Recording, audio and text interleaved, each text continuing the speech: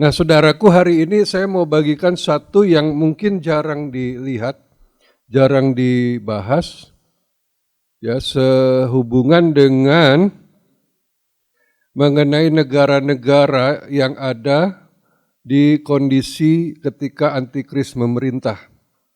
Nah, ini penting juga buat kita ketahui, supaya kita tidak terlalu dalam tanda kutip takut dan tidak terlalu menganggap antikris itu superior. Ya, judulnya hari ini adalah negara-negara yang menentang antikris. Jadi walaupun hebat, walaupun luar biasa, walaupun begitu berkarisma, penuh dengan kuasa, penuh dengan keistimewaan, tetap iblis itu bukan tandingan Tuhan. Amin. Jadi saudara jangan berpikir semua yang dia lakukan pasti mulus saja. Ada negara-negara yang menentang antikris. Nah, hari ini kita mau bahas, kita lihat Daniel 11 ayat 36.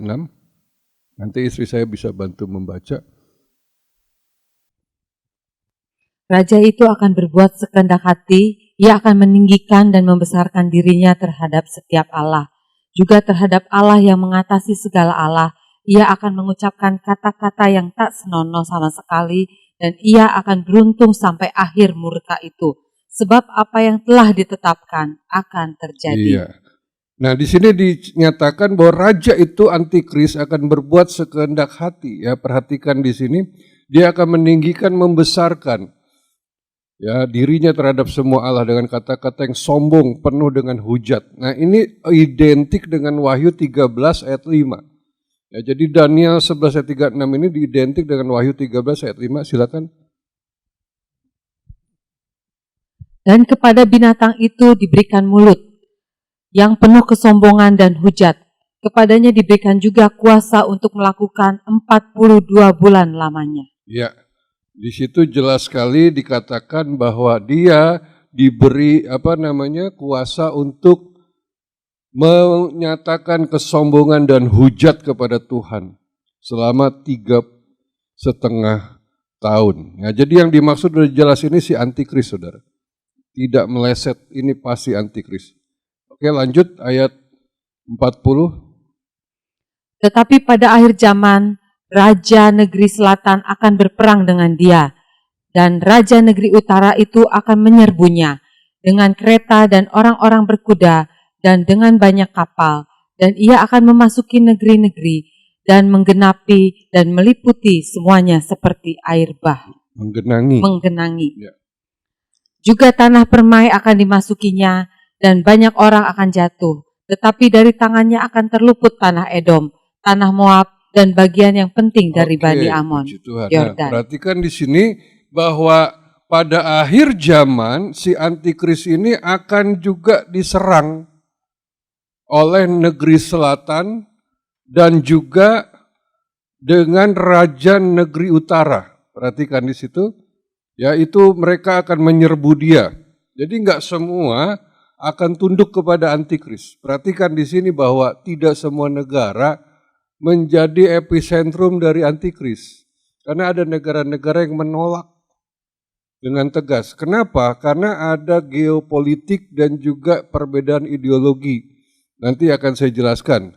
Apa itu yang membuat mereka tidak mau dan tidak tunduk kepada antikris. Bahkan kedua negeri ini menyerang antikris dengan frontal, melawan langsung, saudara. Nah, kita akan melihat petaknya, saudara. Nah, di situ juga dikatakan ada beberapa tanah yang luput, sudah jatuh ke tangannya tetapi terlepas, ya, tanah Edom, Moab, dan bagian penting dari Amon, itu Yordan. Ya. Itu terlepas dari tangan. Artinya antikris nggak sehebat yang kita kira. Amin. Dia bukan Tuhan. Amin. Jadi saudara jangan terlalu takut sama dia. Oke. Nah, kita akan melihat kalau begitu ada negara yang melawan, ada negara yang lepas. Artinya ada kans buat orang-orang yang tidak terangkat untuk juga bisa menghindarinya. Nah, kita kemarin sudah banyak bahas tentang pengangkatan, bahwa pengangkatan itu tidak melulu bahwa wah kalau nggak diangkat berarti dia orang berdosa. Memang kita ingin rindu diangkat, amin. Dan ada kriteria tertentu, ya sudah kita bahas nanti di bagian terakhir juga akan saya ulang lagi, betapa kita bisa terhindar dari semua apa yang terjadi di masa antikris. Tetapi jika kita ditinggal bukan berarti kita berdosa. Karena ada penugasan-penugasan yang diberikan kepada orang-orang yang tertinggal untuk mengakhiri zaman ini. Contohnya 144.000 orang Israel itu nggak diangkat, mereka memang ditugaskan di waktu khusus itu.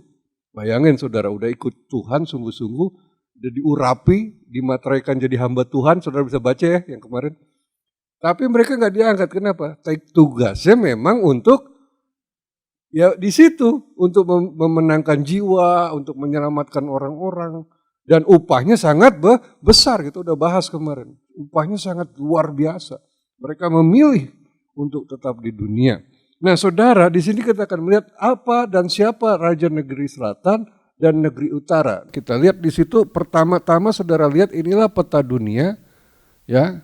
Dan itu ada kompas penunjuk utara di atas, kelihatan ya. Selatan di bawah, barat di kiri ya, kiri, timur di kanan. Itu tangkap dulu supaya kita paham. Jadi selatan, tadi disebut negeri selatan dan utara. Klik. Nah kita lihat Israel dulu. Nah Israel posisinya di mana? Di situ yang merah itu. Kecil. Saya juga kagum ya, luar biasa. Israel itu kecilnya minta ampun, kecil banget. Nggak sebesar Pulau Jawa. Ya kecil. Tapi pengaruhnya, dampaknya, hebatnya negara ini sangat mempengaruhi seluruh dunia. Ya dia kecil aja di situ. Kalau Indonesia kan gede banget dibanding dia kan, lebar gitu kan. Nah perhatikan di situ itu Israel. Berarti selatannya Israel di daerah bawah, ya. Nah sekitar daerah Arab. Ya, sekitar itu daerah Arab. Kenapa saya enggak kasih lingkaran ke Sudan, Mesir, Libya, Ethiopia? Karena sebagian dari negara itu ikut antikris. Ya, jadi saya garis kasih bundaran merah itu sekitar ya Arab saja deh. Ya, perkiraannya begitu. Karena sebagian itu ikut antikris. Nanti ada ayatnya, saudara. Jadi Alkitab kita sangat jelas. Nah negara selatan ini menyerang Israel. Mungkin di sini perbedaannya masalahnya di agama, betul nggak? Kenapa? Karena wilayah Palestina, khususnya Yerusalem, titik fokusnya apa tuh? Di situ ada apa? Masjid. Ya kan diambil alih kan? Dibangun apa? Bait Allah dong. Nah berarti pihak paling bawah ini, yang paling berurusan, yang paling tersinggung tentunya, menyerang dia ke atas ke Israel. Tetapi kita lihat juga di sini dikatakan bahwa ada yang dari utara. Saudara tahu paling utara itu negara apa? Rusia. Dia juga menyerang antikris yang berkuasa di Yerusalem. Jadi pusat dunia itu pada akhir zaman itu di Yerusalem. Semua terkonsentrasi ke sana. Dia akan menyerbu, ya, menggenangi bahkan tadi dikatakan menggenangi dengan pasukan. Nanti kita akan lihat latar belakang kenapa sampai seperti itu. Jadi saudara paham dulu ya. Selatan sekitar wilayah apa? Arab. Dan utara wilayah mana? Rusia. Kenapa Rusia ikut menyerang? Nah, juga kita harus sadar bahwa bukan dua negara itu saja yang menyerang kepada antikris, tapi juga raja-raja dari timur. Jadi sebelum ada pertempuran Harmagedon, yaitu antikris dengan segala bangsa melawan Yesus Kristus Tuhan, ada peperangan-peperangan, boleh dibilang perang dunia ketiga. Karena banyak sekali yang terlibat. Ini belum melawan Tuhan, ini baru antar mereka. antara antikris dengan negara-negara yang menolak antikris, yang menyerang antikris. Nah, raja-raja dari timur kita akan lihat ayatnya, silakan. Dan berkata kepada malaikat yang keenam yang memegang sangkakala itu, lepaskanlah keempat malaikat yang terikat dekat sungai besar Efrat itu. Maka dilepaskanlah keempat malaikat yang telah disiapkan bagi jam dan hari, bulan dan tahun untuk membunuh sepertiga dari umat manusia. Nah ini kita kembali review. Beberapa minggu lalu kita sudah bahas bahwa ketika materai yang keempat dilepaskan, saudara, di situ dijelaskan bahwa ada 4 malaikat yang terikat di sungai Efrat dilepas. Tujuannya untuk menyiapkan satu pertempuran yang membunuh berapa banyak? Sepertiga dari umat manusia. Dan ini diperjelas di dalam ayat 16. Dan jumlah tentara itu ialah 20.000 laksa pasukan berkuda. Ya. Aku mendengar jumlah mereka. Oke, 20.000 laksa itu kalau secara hitungan orang Yahudi itu 200 juta orang yang berperang di situ. Jadi banyaknya luar biasa. Kenapa harus lewat sungai ini? Kita lihat, baca lagi. Dan malaikat yang keenam menumpahkan cawannya ke atas sungai yang besar, sungai Efrat. Lalu keringlah airnya, supaya siaplah jalan bagi raja-raja yang datang dari sebelah timur. Jadi raja-raja dari timur karena membawa pasukan tank baja, ya kita sudah bahas kemarin, gak usah diulang lagi. Mereka harus membawa pasukan dengan kendaraan berat, harus lewat darat. Dan karena itu mereka harus cari jalan yang bisa menembus. Dan itu adalah sungai apa? Efrat. Sudah kering. Dan disitulah saya ada gambar kemarin tapi saya nggak masukkan. Itu penuh nanti dengan tentara berderap dengan tank baja dengan segala artilerinya. Nah ini raja-raja dari timur, bukan cuma satu loh. Raja-raja dari timur. Tadi selatan, utara, sekarang timur. Nah kita lihat siapa kekuatan besar di sana. Nah, di sini udah jelas. China akan menyerang. Tentu saja pasukannya besar dan banyak. Tetapi karena disebut raja-raja bukan cuma China. Ada negara-negara lain yang satu ideologi dengan dia. Ya, ada negara-negara yang sepaham dengan dia. Pertama tentu saja Rusia itu sepaham. Dan juga ada yang menjadi rekanan mereka. Ya, ini apa? Iran. Kekuatan militer dan cukup kuat sekali dalam persenjataan ya. Ini cukup ditakuti di wilayah Timur Tengah. Dan yang paling ujung itu apa? Korea Utara. Jadi saudara bisa lihat yang menyerang si antikris Rusia dari atas, dari bawah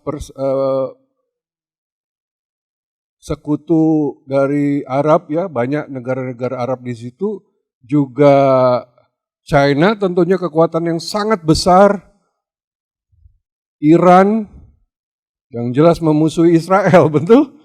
Ya, dan tentu saja Korea Utara. Kenapa? Karena ini seideologi juga. Ya, kita lihat di sini bahwa jadi kalau di masa antikris seandainya tertinggal, ada beberapa pilihan negara yang menurut saya bisa kita tinggal di sana, aman. Menurut saya nih. Tapi saudara jangan coba-coba juga, saya pindah. Ini kan tafsiran, betul nggak? Kalau saudara mau kerja di China. Iya.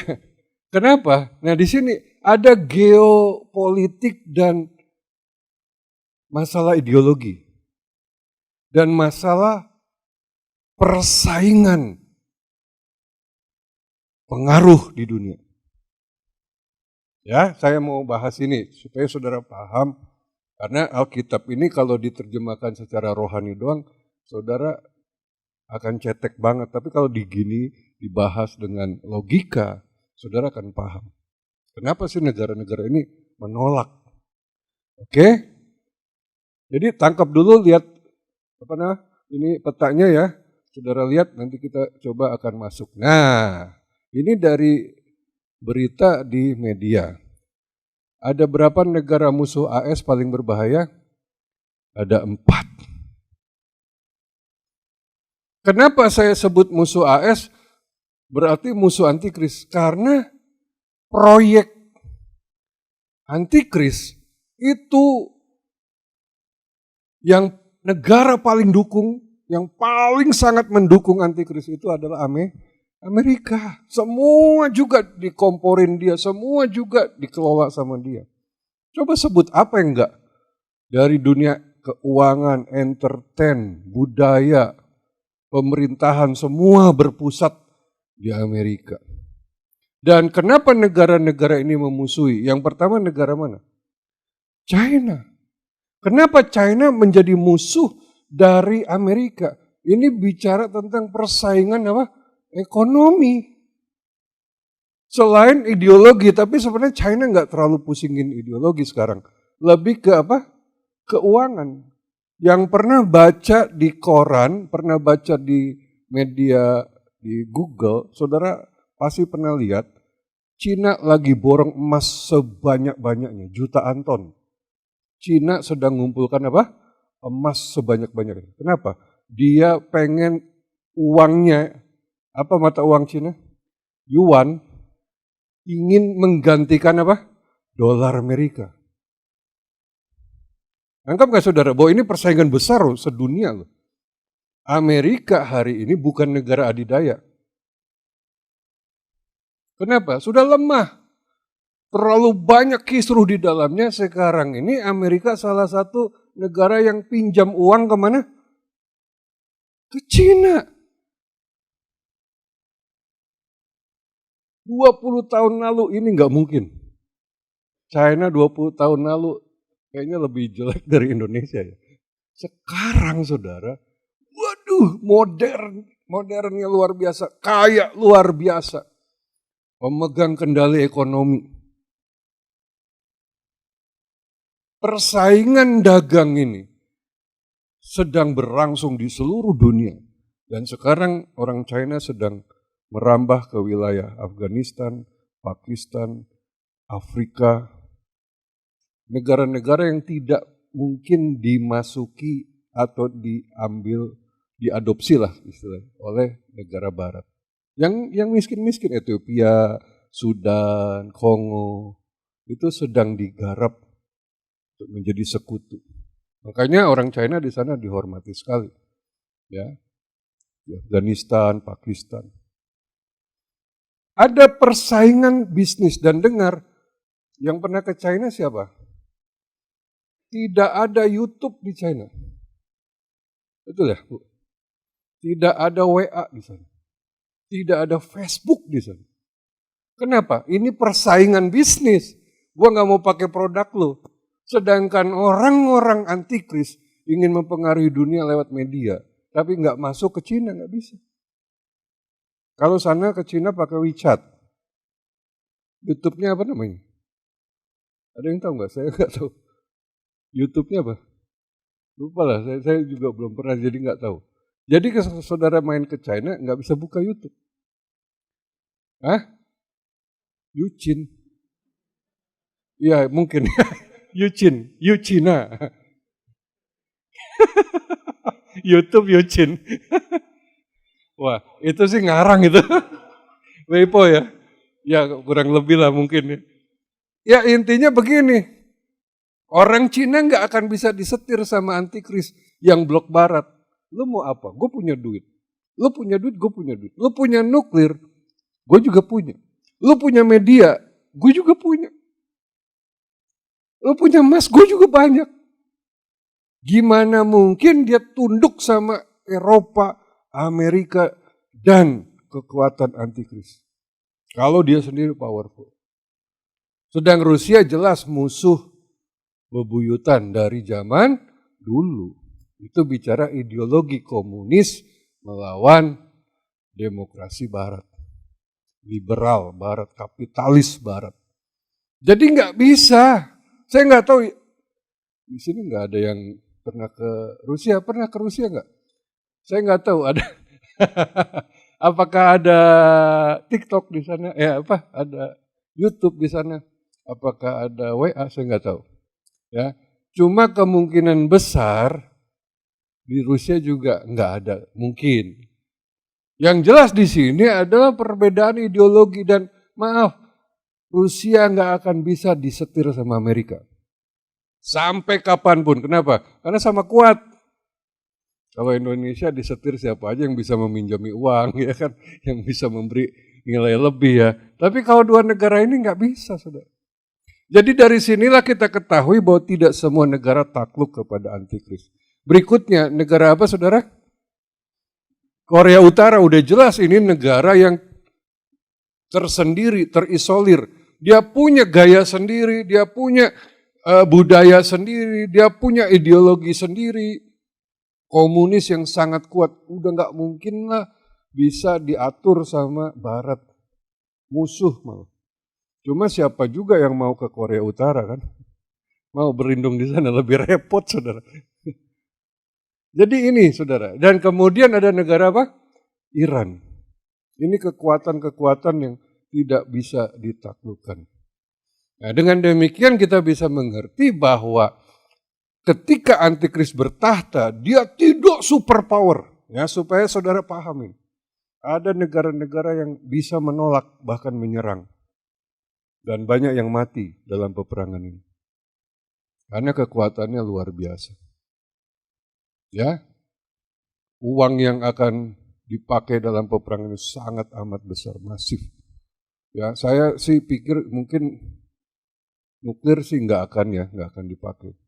Cuma semua senjata yang terhebat pasti dipakai. Saling bunuh dengan tanpa batas lagi. Karena dibilang tadi sepertiga umat manusia. Kalau umat manusia 8 miliar, kira-kira ya 2 miliar lebih ya. 2,6 miliar itu buset banyaknya, bukan main. Oke, sampai sini dulu ya. Nangkep saudara? Ya. Nah, kita lihat juga di sini dikatakan, ya silakan. Ia akan menjangkau negeri-negeri dan negeri Mesir tidak akan terluput. Ia akan menguasai harta benda, emas dan perak, dan segala barang berharga negeri Mesir. Dan orang Libya serta orang Ethiopia akan mengikuti dia.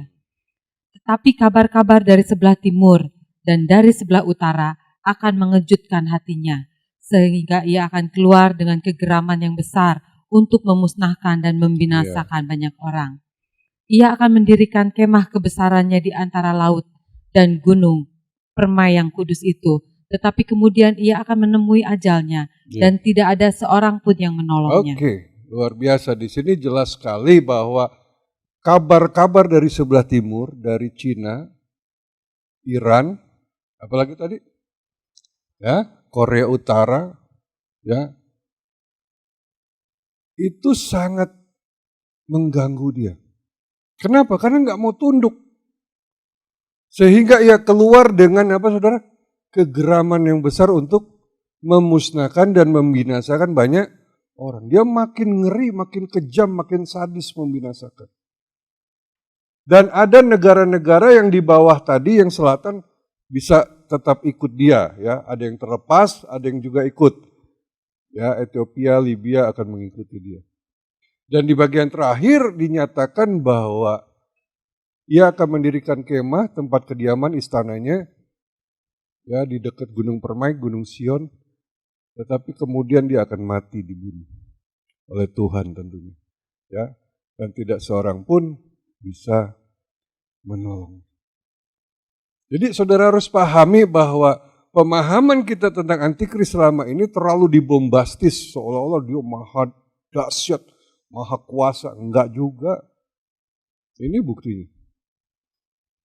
Jadi jangan terlalu takut saudara. Amin. Jangan terlalu takut sama antikris. Kita berjaga-jaga, kita cinta Tuhan, kita takut akan Tuhan, kita menanti-nantikan Tuhan.